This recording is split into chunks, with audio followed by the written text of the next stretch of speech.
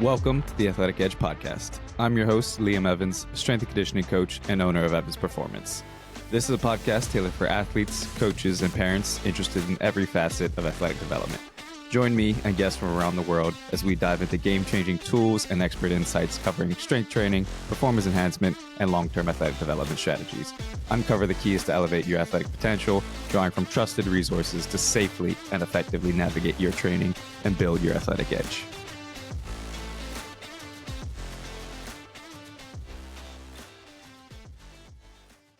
All right, welcome back to the show. Today we are joined by strength and conditioning coach Joe Aratari. Hey, thanks for having me. Yeah, no problem. Before we get into anything, obviously we've talked a little bit kind of offline and through Instagram messages and stuff. So there's a lot we're going to hopefully dive into. But do you want to just give people a quick kind of overview on yourself, your background, and how you got into coaching? Yeah, absolutely. So I think just at my current state right now, I'm a little bit of a Swiss Army knife, so to speak. So I have my hand in the private sector. That's probably what I would be known the most for. I work at a facility, Next Level Strength and Conditioning. We're located in Western New York, so right between Syracuse and Buffalo, if you're familiar. Along with all the roles I do outside of coaching, I'm helping with our internship program, running the day-to-day business side of things. There's sales, there's marketing that I'm involved with. We have a decent large staff, about 4 to 5 full-time coaches and about 10 part-time coaches. So just the ins and outs of running a private facility from middle school, high school, youth, college, pros, and adult fitness. On top of that, I also work as a high school strength coach. So this will be my 11th summer as a high school strength coach and kind of blend that within the private sector as well. So it's nice to kind of be at both settings. I have 7 years of collegiate strength and conditioning experience and 4 as a professional strength coach for box lacrosse here. And then, of course, we were kind of talking, I do some online stuff. So I think outside of tactical strength and conditioning, I think I have my hand in pretty much every sector that I can think of off the top of my head within the field. Yeah. I know we're a little bit similar in that because I'm also a high school strength coach, have my own business working with athletes from 7, 8 years old to some pro. So a lot of people, I'm sure you get this question a lot, will ask kind of because you do have, the experience training young kids all the way up to you have your pro teams. What are some of the differences and then maybe even some of the similarities, training, let's take out youth athletes, but maybe high school athletes to your kind of college level and pro athletes? Yeah. So at the end of the day, getting results, we know as coaches, it's going to come down to core principles. And we all probably would agree on most of these things: consistency to a program, doing science-based training, progressive overload, just, hey, like you did 3 sets of 5 last week at this weight. Now we only have 3 sets of 3. Let's try to put a little bit more weight on the bars. Yeah. The ins and outs of getting results, and I'm speaking generally for a youth kid or middle school or a high school kid.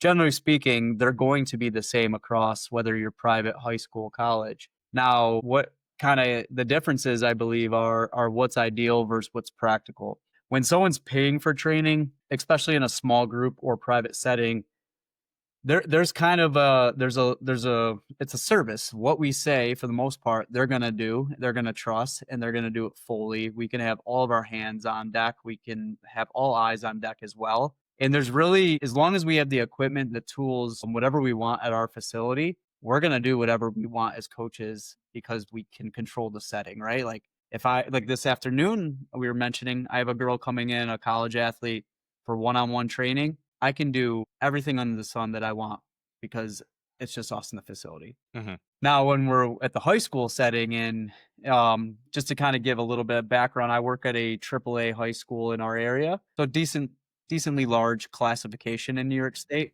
It's the biggest class in terms of public high school. When I have 20, 30, 40 kids in a session and a team, what's ideal versus what's practical, 2 different things, right? So would I love to do VBT in our setting? Would I love to do French contrast with our high school kids in our setting at times in our yearly program? 100%. But I know just through experience, I don't. And I think in my setting, especially just being an after school only coach, I have to keep it, I hate to say the word, right? Like really basic, really simple. And even just to give you an example, we do a lot of pairings, right? I think that's pretty common just to keep things moving. With certain teams at the high school, I need to just do one thing at a time just to keep it, hey, like I just need you to focus on this one exercise. When you're done, move down the list. Mm-hmm.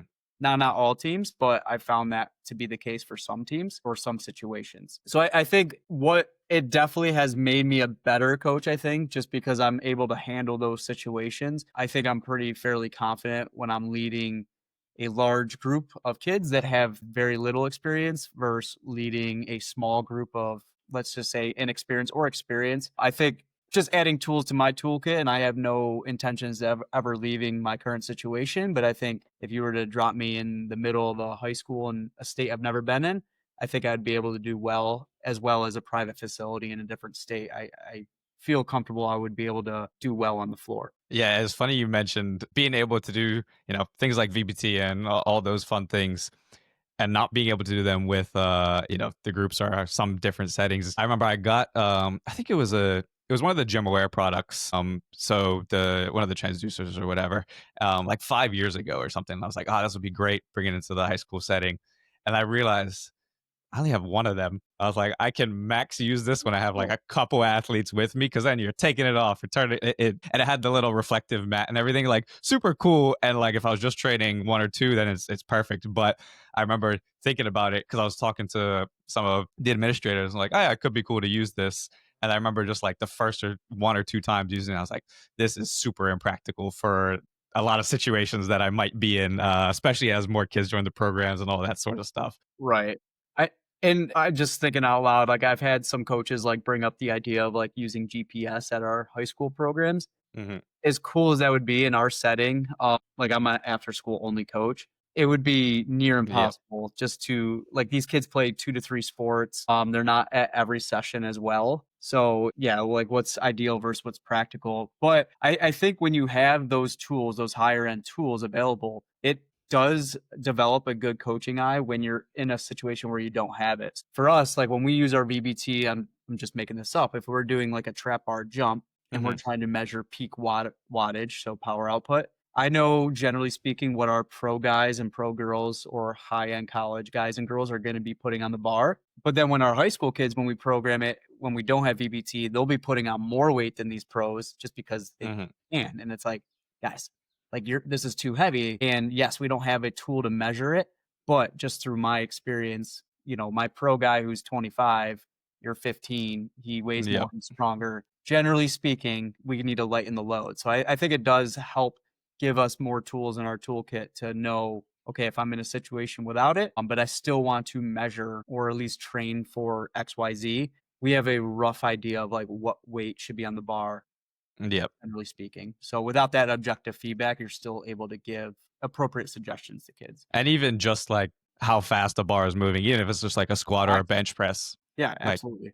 Quick break in the podcast to let you know about my online coaching program. If you're a parent looking to help your athlete get stronger, faster, and more confident without burning out, my online coaching program is built for you. It's designed to fit busy schedules, focus on long-term athletic development, and give you the structure and support your athlete needs to thrive. To learn more, click on the link in the description.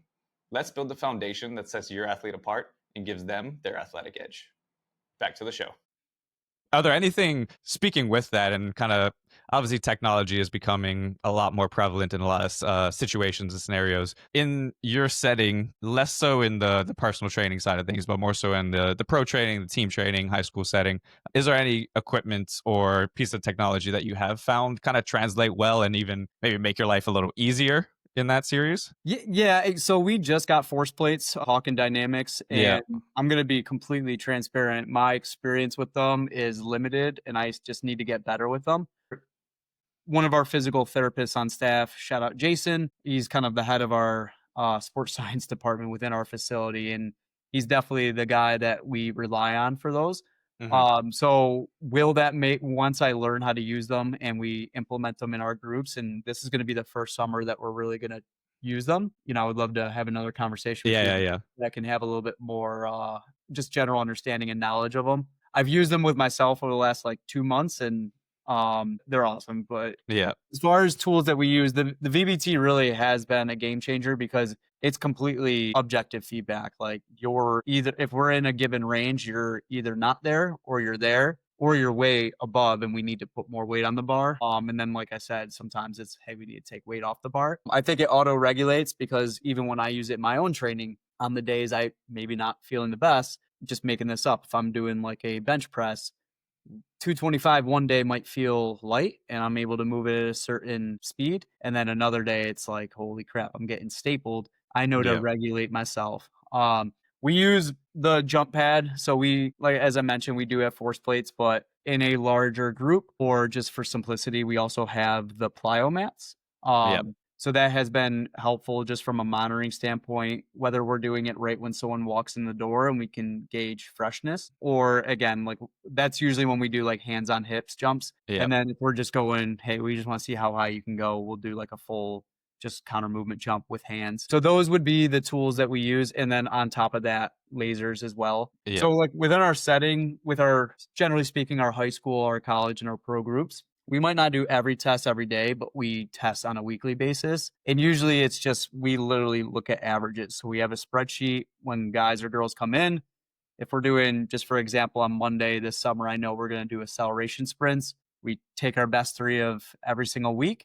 We're able to see our peak. We're also to see our average. And then we have a 90% drop off. So if athletes on any given day are below 90%, we know, hey, we're not going to push you anymore, like as far as sprinting goes. And we know, generally speaking, we need to have a conversation.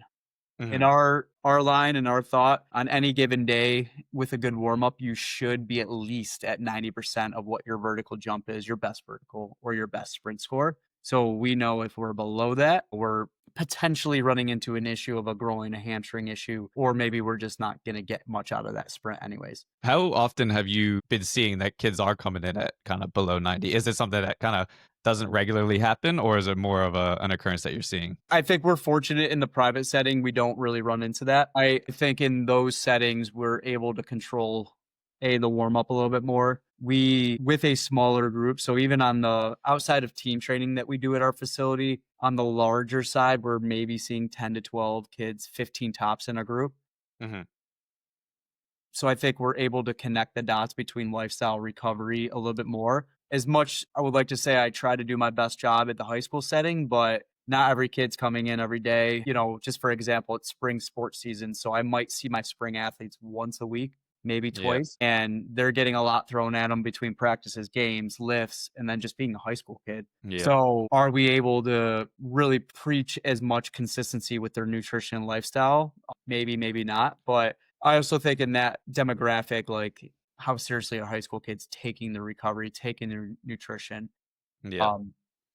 We and again, like in our setting in the high school, we don't have the ability to test sprints and jumps with every single high school kid on a daily or weekly basis. So sometimes my answer would just go to, I don't know, because we're not training and testing that. Luckily in the private setting, we haven't run into it too much. It would be rare for kids to be below 90. I also think with our kids in the private setting that are fairly consistent, so 2 to 3 days a week for weeks and months on end, the way we split our model between high and low days accomplishes that. So we very rarely are having kids coming in back-to-back training days. We're pretty mindful of like any skill work they do. And if we need to tailor back on anything we are doing on our end, we will. So I think just through our monitoring, we set kids up for success where they don't fall into that. For anybody that might not actually know what that is, could you just quickly go over kind of a high-low model that you guys may use? Yeah, absolutely. So essentially, just keeping it simple, like our hockey group,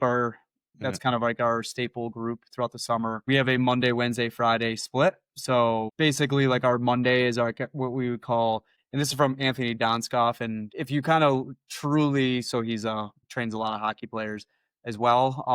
And if you truly look at the training, a lot of it's concurrent. But we have days where like our max effort day, so we would call that like our gain day. So Monday we set our athletes up where we're doing low volume work in the beginning of the week, but it's intense, right? Like it's heavy, relatively speaking. Some in the conjugate model might call that like your max effort days, right? So low volume, we barely touch in like accessory work, and if we do, it's probably in the medium volume range. Really, when kids walk out of that session, they shouldn't be sore. They might be obviously fatigued from pushing heavy weight, but the next day they really shouldn't feel sore. We save that day as well to do our short sprints, so that's usually our acceleration focus day. And then Tuesday they're completely off. Now, with off days, it's still active recovery. So our guys don't necessarily come to our facility. They can if they fit into our open gym, but we would program like mobility work. Honestly, sometimes it's, hey, go to a park, like get your feet in the grass. Sounds crunchy and hippie like, but like, Yeah. let's do some low intensity mobility work. Stuff that if you follow Vernon Griffith, like things of Yeah. that sort, right? Restorative, regenerative, nothing that's going to tax them, right? Not like we're doing hard yoga, which is going to leave them sore. Wednesday, we would go into like a little bit more of our dynamic effort day, or what we would call like our go day. So we're using the VBT. We're definitely like training in a specific range. That's when we do some top end sprints. So we'll do a little bit longer buildups. Is there accessory work in those days? For sure, but it's still not to the point where it's going to leave guys or girls gas where when they come back in for Friday, they can't get much out of it. Now that last day in the week, that would be like our grow day. So a lot more like our hypertrophy, like building up weak points. If athletes, let's just say they need more body armor, they're not big, right? Like especially in a sport like hockey, lacrosse, like they need a little bit of body armor. That's a day where we'll do some some high volume work. Not that we're treating it like bodybuilding, but if we throw in some bodybuilding into it, that would be the appropriate day to do so. And again, that's typically the source day that they'll leave the facility from. Are we pushing that heavy of weight? Not that much comparatively to day 1 and day 2. We're definitely not really focused on speed of movement. Last day in the week, they're probably fatigued. And then they typically have Saturday and Sunday off. So if they're a little sore Saturday, it's not taking away from our training. And then they're ready to go on Monday, right? That's the thought process. Now, again, Thursday would be one of those low days. So if you look at a 5-day training split, you got your Monday, Wednesday, Friday, which would be like considered your high days. Those are your on days. And then Tuesday, Thursdays would be your lower days, as well as the weekend. Now, that's a perfect world, right? Like that would be the most ideal. Obviously, you got to consider skates that these guys do, extra work that they do. And if they don't play hockey, obviously with high school kids or college kids, it's club work. Hey, I'm in this league. I'm in this adult league. So on paper, before we start training, that's our perfect model. Yeah. Of course, we need to adjust based on what they have in their week. So, and that's for, I mean, as you just said it, that's for your summer program for these guys? Yeah, so I would say that's like our higher level, specifically to our higher level hockey groups and as well as our college group. With our high school groups, I don't really run that model in my opinion, because if I can have a kid come consistently 3 to 4 days a week in the high school model, that's a win. But that's not always the case. So in my opinion, every day is concurrent. We're going to do something fast every day. We're going to do something powerful. So just to give you an example, we're going to try to do some sprints. We're going to try to do some jumps every day. We're going to do a power loaded movement, whether that's a trap bar jump, dumbbell jump, Olympic lift. We're going to do something heavy for your lower and upper body. Yep. And then we're going to do some volume work because I think high school kids need that. So if you look at it, like the 3-day model I kind of explained, I'm kind of putting that all into every single day at the high school level. Because if I get a kid that only comes once a week or twice a week, at least they're getting what in my opinion, is everything they need, right? They're doing some heavy stuff. They're doing some fast stuff. They're doing some loaded power. They're doing some unloaded power. They're doing some hypertrophy. They're getting a well-rounded program, again, even if they're only coming twice a week. So to give you an example, if we were only doing, let's just say a kid came on a 3-day model where we were doing that, what I explained earlier, and they only came on the speed day and hypertrophy day, they would get no heavy stimulus in the week. So that's why I kind of go into a concurrent split for my high school kids. Yeah, and I think like you said, for majority of high schoolers, just because things constantly are popping up, especially if they're in season, but just with anything, you don't want them to miss one day maybe it's the same day every single week. And like you said, you never get that stimulus that was supposed to be on that day. Even this is why most people, I would think, would probably do full body training most days especially with high school athletes, because if you miss leg day every day, that's not the best thing. Yeah, we ran into this could be a conversation for another time. But like early years at the high school level, there's definitely sport coaches with well intention of like, hey, especially I'm just like a sport like football or boys lacrosse. I want my guys or wrestling. I want my guys lifting 4 days a week, and I want an upper day, like a back day, a chest day, a leg day, etc. And just trying to explain to them like, hey, this worked maybe for you because you as a coach maybe were that kid that was able to go 4 days a week. Today, in Mhm. these days, it's hard to get a kid to be at a high school gym or a private gym 4 days a week. But what's going to happen? This kid, if they miss their leg day and we only program one leg day in the week, they're doing 3 upper body days and no lower Yep. body. And then we started seeing trends of kids missing the days that of the Yeah. parts that they didn't like or prefer. Yeah. So even in that model, like I would still prefer an upper lower with a 4-day split. I would love for kids to train 4 days a week. I would love it. It's probably not realistic. So I definitely think for high school kids, getting them into the 2 and 3 day splits just makes a lot of sense. So that's why we allude to the full body splits. Now, again, that model I kind of explained earlier with our higher end guys, that's obviously concurrent when you look at it from a weekly basis. Like we're doing everything. It's not like we're doing block training where hey, we're not going to touch a single thing heavy. It's all hypertrophy for the first month or two. We're not doing that. Whereas at the high school level, like every day is concurrent. We're doing what I would consider heavy, fast, slow hypertrophy volume in every single day because of those reasons. Are there any, for anyone listening, especially when programming, you're thinking, like Joe said, in principles. But for anybody listening, maybe even just a young athlete that for whatever reason needs to program for themselves, are there any staple kind of exercises you use in each of those? Obviously speed, we're going to sprint, but your power, your strength, any hypertrophy work that you might do. Are there any kind of staple exercises you'd use with most of your high school athletes? If I was just getting into high school strength and conditioning, or even at the middle school level, and I had no access to a trainer and I just wanted to put together something, and my general experience is pretty limited, I would obviously, if you're listening to this, you follow us, so you can go on our pages and look at like sample warm-ups. But like I think the warm-up definitely sets the tone for your session, but I also think it's a fantastic way to improve athleticism. I think it's the most underrated aspect of a session outside of general mobility work and whether you're doing just like like hip mobility, like outside of that, like the skipping, the bounding, Yeah. the low level plyos and even higher level plyos that you can put into a warm up, I think it can make you a better athlete. So going from that warm up, then I would go into take a med ball, throw it against a wall, or take a med ball and throw it into the ground as hard as you can. Do some jumps forward, do some jumps up, do some jumps laterally, maybe not all in the same day, but generally speaking. Then I would, again, as an extension of your warm up, do some short sprints. So 5 to 10 to 15 yards, rest longer than you think. Then do some longer sprints. So 20, 30-yard sprints. Again, low volume, rest longer than you think. That would be like the first 20 to 30 minutes of a workout. If you have no experience and no coach, you can self-teach the hang clean, the Olympic lifts. I think an easier way is just to take a trap bar, load it up, jump from the bottom, and then also stand up with it and jump. Or another easier way is just do loaded dumbbell jumps. So grab 10 to 20s, squat fast, jump as high as you can.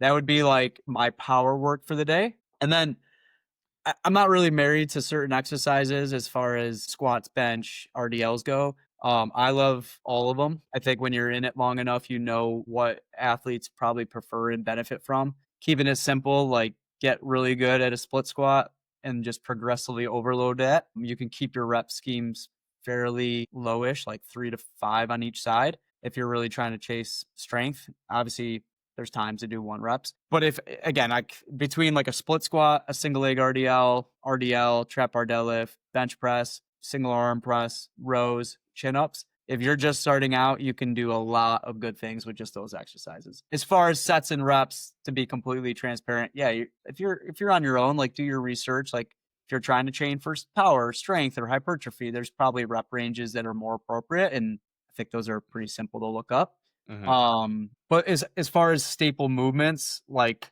the sprints, the jumps, and generally speaking, those strength exercises I mentioned would be like the ground floor that I think all athletes should get good at. For me, like when I'm working with high school kids, I prioritize the barbell RDL, the single leg RDL, the split squat, the front squat, and then I think the bench press is probably the easiest upper body strength test to do and also to measure, and kids also like it, right? And then add-ons, of course, like loaded carries. Anyone that follows me knows I'm a big fan of any type of carry.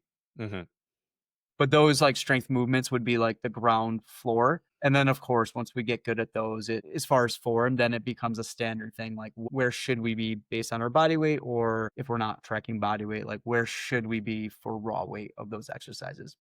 That covers essentially, like you said, a general basic program. But I say the word basic, the basics, especially for high school athletes, they can take you a long way, as long as you're, like just said, prioritizing the right things. Look up a couple rep ranges, how to progress yourself, because obviously you're not gonna be able to just add 5-10 pounds forever, but at the beginning, for some exercises you probably could. I think, and that's where obviously we're biased, but working with a coach to know what's, I guess, not strong enough, but where your standard is, where you need to change. So like when I say that, what I mean is if you're still not, just bringing up like a high school male and you're doing split squats, if you're still not able to grab 100 in each hand and do a decent amount of reps, do you really need to be changing the exercise too much, right? Like, do you really need to be changing your rep scheme all the time? Of course, if you're doing 3 sets of 5 week in, week out, like, all right, let's take a rep away. Let's go 3 sets of 4, 3 sets of 3, 3 sets of 2, 3 sets of 1, whatever we want to do to manipulate our rep scheme, but like wave load. But if you're still not maxing out the dumbbells, like, do we need to do a barbell split squat? Like, right. And again, like, I think kids want to chase the barbell first, right? Like, I want to do a back squat. I want to do, a front squat. Even with our younger kids that come in our summer program, I'm like, dude, we got 100 pounds. If you can't goblet squat 100, like, do I really need to teach you how to front squat 65 pounds? Right? Like, let's build this goblet squat first. And then once you show me, okay, yeah, we're going to get you under the bar. We're going to get into the front squat. Yeah, I can't remember who it was. I think it might have been another coach, Rob Anderson, that I had on a while back. But obviously or a lot of people have heard of, your minimal effective dose for exercises. But something he said that's always stuck with me, or at least since then, is just the minimal effective exercise. So like you said, you may not even have to move to, a Bulgarian or rear foot elevated split squat if you're barely doing 50 pounds with a normal split squat. So whatever that is that you're working on, focus on that, get really good at that, really strong at that. And then hopefully you do have somebody that is experienced, or at least somewhat in the strength and conditioning world, to then help you out.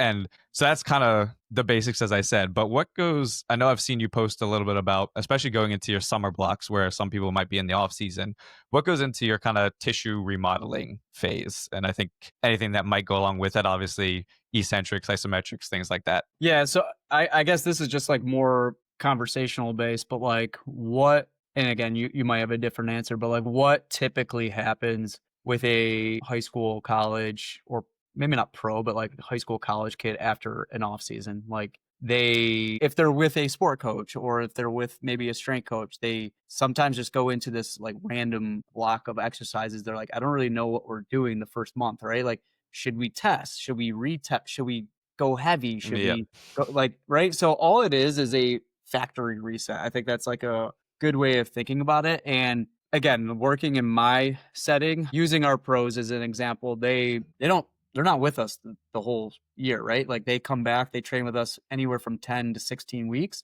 So they're just starting to get back. But especially in a sport like hockey, you're on the ice a ton. It's like junior hockey specifically, there's a ton of games. It's a longer and I think more grueling season than high school hockey. Excuse me, college hockey. But a lot of our pros, they're in the same kind of flex position. Their hips are obviously short and tight. They kind of fall back into compensation patterns. So similar to like an RPR, where that is a factory reset. For us, really, like, we're utilizing a lot of high volume and time under tension to regenerate, like, from basically the wear and tear of a long season. Of course, there's like an aerobic base setting part of that program. So using a lot of high volume through the workouts and like long isometrics, we're getting an aerobic portion back. So it's not like these guys just play a season, they lose all of their baseline level of fitness. But looking at just the base of most programs, like, we want to reestablish or even just raise that aerobic ceiling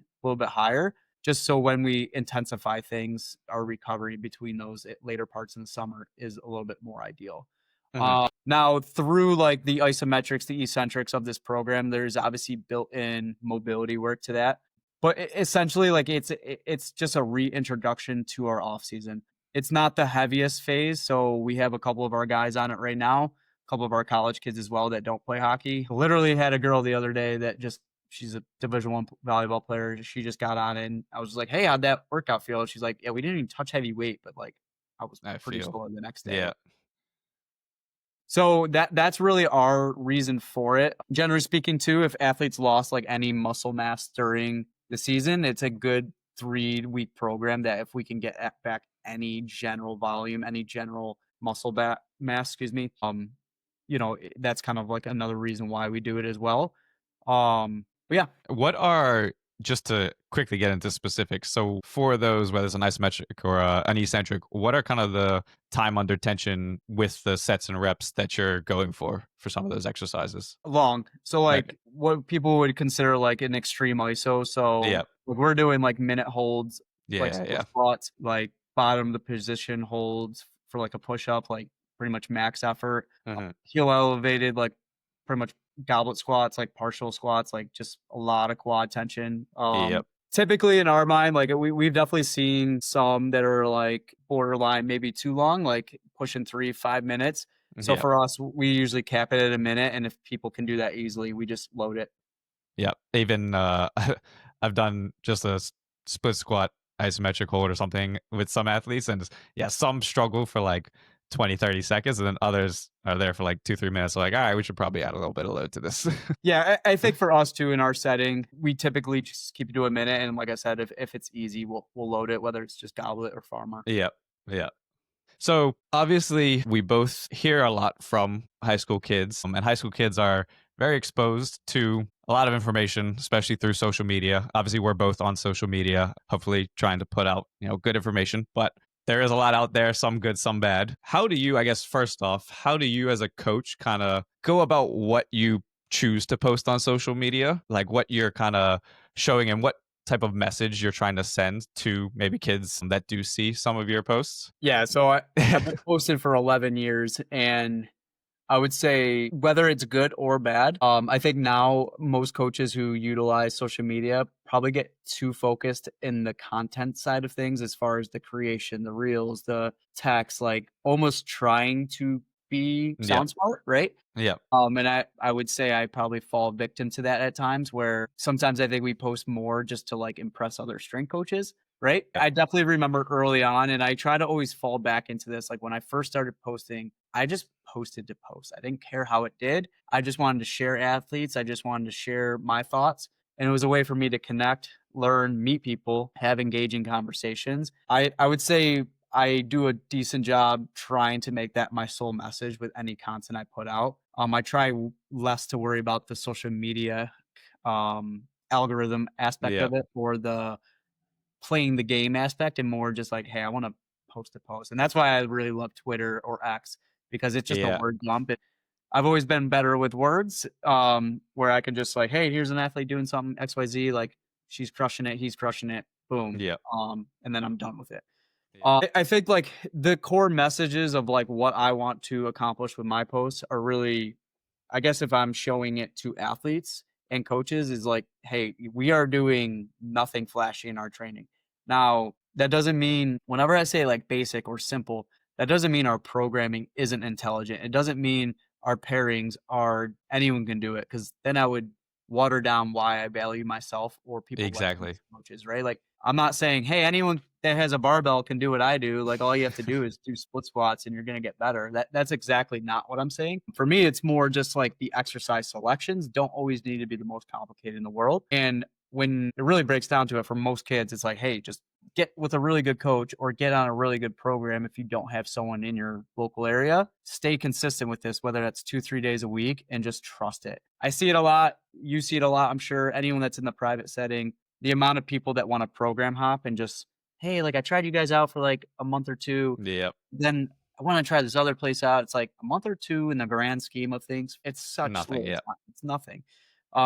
I mean, literally last night we had one of our pro guys come back home who is the perfect example of long-term development. He Mhm. started with us as like 115-pound long, like skinny little twig, and now he's a professional hockey player. He went through, every level, the junior level or the high school, junior, college. Now he's pro, and it's like, dude, you're like still with us. It's been like 10 years, right? So that's like the perfect example. And And I'm not gonna sit here and say if you train with Yeah. us for years, you're gonna be a pro. That's not what I'm saying. But if you give us 2 solid years, we're going to get you stronger. We're going to get you better. So just stick with something, give it time, trust. But I guess that's like the message I would want to send out to anyone that follows me. I do think I get a lot of like messages. I think I do a good job trying to like explain the logistics side at the high school level. So that's probably something that whether I've by design or just by the fact that I've been a high school strength coach, I think a lot of times coaches will reach out to me for logistical questions.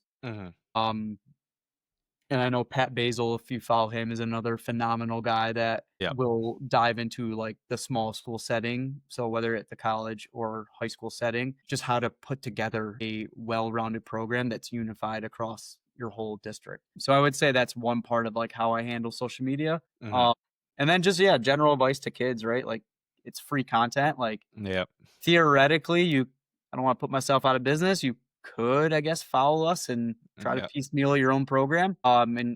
Generally speaking, you could probably put together a halfway decent program on your own. I don't advise that. I think it's better to have eyes on, but yeah, I think people do use my content or content that you put out just to do their own training or tweak their training. Yeah, but and I'm sure you just in doing your own research and looking into things will be the same as me. But for most of the, I guess there's business coaches and things out there, and most of them will actually say give away as much as you want for free. And for us, that's understanding exercises, how to do them, how to program, all that sort of stuff.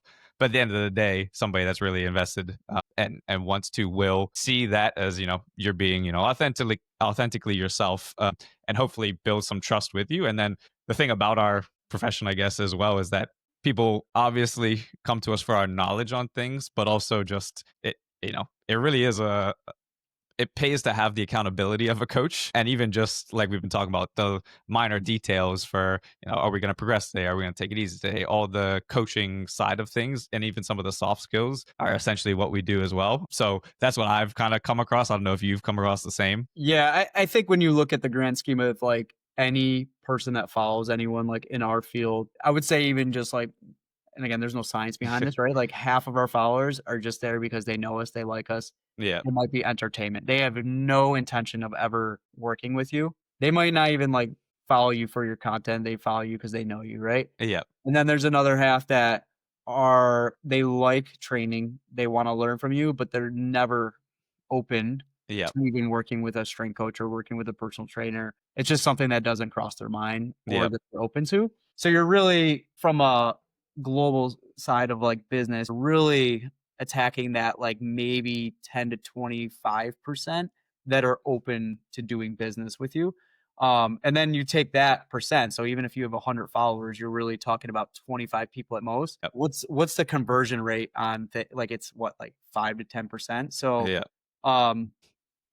people can yes or no. Like that's why I think having somewhat of a social media following is important because whether you're trying to do stuff online or you're trying to do stuff in person, like it sometimes can come down to a numbers game. Anyone that has 1 million followers and then offers like a program, One. like they're Yeah. probably going to do a little bit better, even whether it's just a template program. Maybe it's not the best Yeah. quality. They're probably going to do a better job selling a template program than someone that has 100 followers, right? Yeah.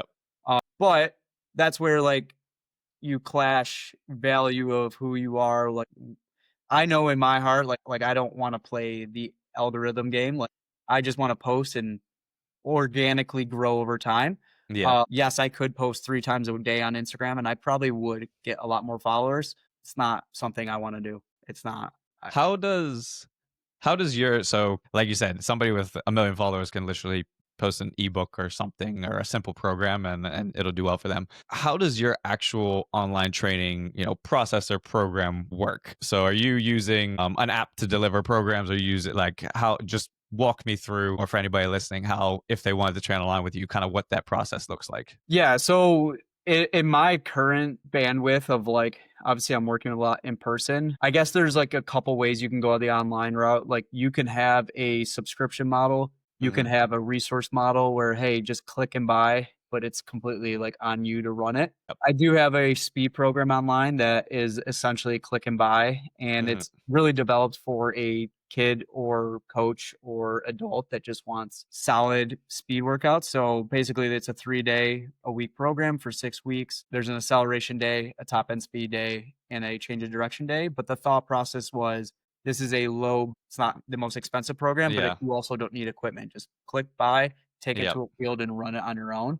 And it serves a market, right? Like it Yep. definitely serves a market. Now that's like at the low end. As far as like I'm not involved in that as well. Now there is videos of me, but it's not like direct coaching or Yep. there's obviously a subscription model. So like, do you follow Max Schmarzo, Strong by Yeah. Science? Yeah. So I was running one of his programs for a little bit where it's just basically click and buy, and it was like $25, and I just got a Yep. program sent to me. And again, very little interaction on his part, but I knew going in I wasn't going to get coached, but I Yep. like the program. I learned some things. So there's that model. I currently don't do that. I guess next tier up would be just templates where someone knows what they're doing, but they don't really necessarily need as much monitoring. They don't need as much coaching. They just want a really solid program. So I guess that would be just like a program design. So I have like a couple clients on that where, hey, Joe, like I know what I'm doing. I just want a program. I don't Mhm. need to talk to you for another 3 months. Can you make me a 3-month program? I'll run it on my own. Right. That serves a certain group of people. And then the highest tier model that I would offer is remote direct one-on-one coaching and Yep. programming. Now, with that, it's not like the COVID days where I'm setting up my computer and watching them exercise. It's essentially like an intake call. So we'll do an initial evaluation. Basically, it's a vetting process to make sure they're right for me and I'm right for them. And throughout that process, we'll do a movement screen. We'll go over the program, how I deliver it, some general questions, just making sure we're in line and making sure like they understand their duties and expectations, because there is a decent amount that they have to do as well. But then I go over what I'm doing as well on a weekly and monthly basis. But from there, we really just design their program like I would in person. The only advantage to them is outside of it being at a little bit lower price point than working with a in-person coach one-on-one. Yep. They get to do the workouts on their time, and that's why I think it's beneficial to them, right? In our setting, if a kid can't meet with me at a time that I'm available or a time we have existing groups, they're kind of sorry out of luck. Where in the one-on-one or remote model, if they have a home gym or access to a facility, they just got to take their program there and do it. Now, what I do from a coach outside of looking at their workouts, so I use Train Heroic to track and program, and in real time, I can see what they're putting back. So if I need to adjust their next phase or if we're doing any testing or monitoring, I can look at that in real time. I essentially send them weekly texts and we just make sure we have good communication. And then each month I send an intake form basically to go over the last month, like, hey, how'd things go? What's your Mhm. current body weight at? What is going on with the next month of your training and maybe game schedule? And then from there, I'm able to adjust any training that we need. So I would say it's very much hands-on on my part. Because of that, I'm pretty by design. I don't want to scale it to the point where it's So, something I yeah. can't handle. And I'm comfortable saying that. I think if I have anywhere from 10 to 15 clients, that's at the high end of what I want to do. Do. Currently, because I'm doing so much in-person coaching as well. Yeah. And then I do remote team programming too. So it's everything I kind of mentioned. Now, with that, it's more from a team setting. So I'm not going in and individualizing every kid's program. That would be near impossible. But generally speaking, I'm in there if kids do need advice or like, hey, I don't have a trap bar at my gym. What else should I be doing? And just educating kids on like how to swap things out if they need to. Yeah. I was even toying around kind of with the idea of this summer creating like a separate program for anybody that can't make the actual session times for like summer training. Sorry, you I froze. think, sorry about that. So Okay. as like an add-on to your in-person clients? Yeah, yeah. Either as an add-on, if they, well, for instance, if somebody can't make one day, then they can just do it through the app. But if they, can't make most of the days, they can still essentially do the same thing that they would be doing, but at least, they have some structure, some guidance for it. Yeah, I think it's a no-brainer for anyone that has like a brick and mortar business to offer that hybrid approach. Yeah. We have a couple kids that maybe are in season, they can't get to us all the time, so we would offer them, hey, if you legitimately, the golden tier is getting with us in Get it. person, right? Exactly. Yeah. If you legitimately can't, here's the next tier. It also sets that kid up for a better off season, and we don't have to start from ground zero again. Yeah. We might maybe we lose a little bit of strength. Maybe we lose a little bit of power in season with high school kids if they truly aren't attacking their in season as much as we think they should. But we're hopefully not losing 10 to 20%. Maybe we only lost like, hey, we only lost like 3% of your bench Yeah. press. Nothing. We're gonna get that back in the first month of training. Not a big deal. Exactly. But I think for anyone running a brick and mortar business, having a hybrid option is definitely a no-brainer. Yeah, for sure. I think that's honestly a perfect place to kind of wrap things up, and also just let you, if there, I know you spoke about your speed program or however else anybody can get in contact with you or even just reach out to talk to you. You can leave them with that, and then we can wrap things up. Yeah, I think I do a decent job getting back to anyone that reaches out to me. So, we get a lot of questions, and if you're like, hey, well, like, what's the best way to like design like a 12-month program? I'd happily help you through that process. I'm not going to spoon feed you and give you like Yeah. a 12-month program, but I truly enjoy having conversations. So yeah, if you reach out to me via Twitter, Instagram, you have any general questions, I'm all here for it. You can get my obviously social media through this podcast, right? Yeah, So yep, I'm everything all will be for it. linked. I really am pretty much only active on Twitter, and I refuse to call it X. I always call it Twitter. I can't do it either. It just sounds weird. Follow me on X. Instagram, those are really the platforms that I'm on the most. But yeah, happy to help any way I can. Yeah, definitely go give him a follow. He does post a lot of, even if you get nothing from it, then just being a little bit inspired by seeing, 12-year-old girls split squatting 100 pounds, go for it. I appreciate that. But yeah, thanks for having me on. I hope this was valuable to anyone listening. Yeah, for sure, man. I appreciate your time. Yep. Have a great one. Yep. Take care.